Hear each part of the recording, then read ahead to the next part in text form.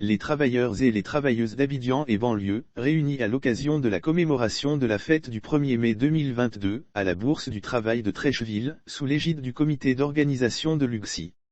Après examen de la situation et de l'environnement du travail temporaire dans notre pays, relativement aux pratiques de certaines entreprises de placement des travailleurs temporaires au sein des entreprises utilisatrices, l'UGSI dénonce les pratiques peu catholiques des entreprises utilisatrices considérant que le travail temporaire consiste à la mise à disposition d'un salarié par un entrepreneur de travail temporaire auprès d'entreprises utilisatrices pour des besoins qui leur sont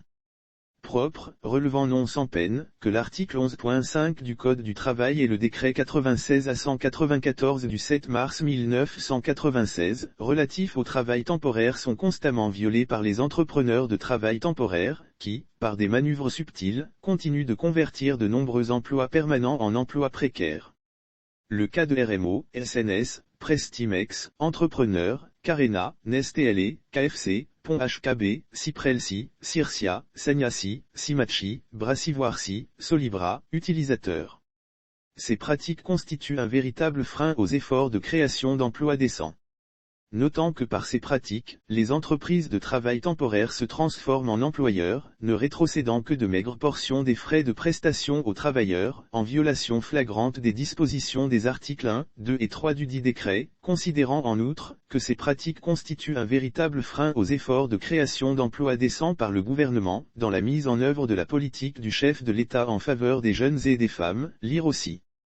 Fête du travail, l'appel de Patrick Hachi aux centrales syndicales, voici les préoccupations présentées considérant qu'il relève du rôle régalien de l'État de Côte d'Ivoire, d'une part, de garantir une égale protection des travailleurs contre tout acte de discrimination et de veiller d'autre part, à une juste et stricte application des dispositions législatives et réglementaires régissant les rapports entre les partenaires sociaux, demande au chef de l'État de prendre les mesures mettant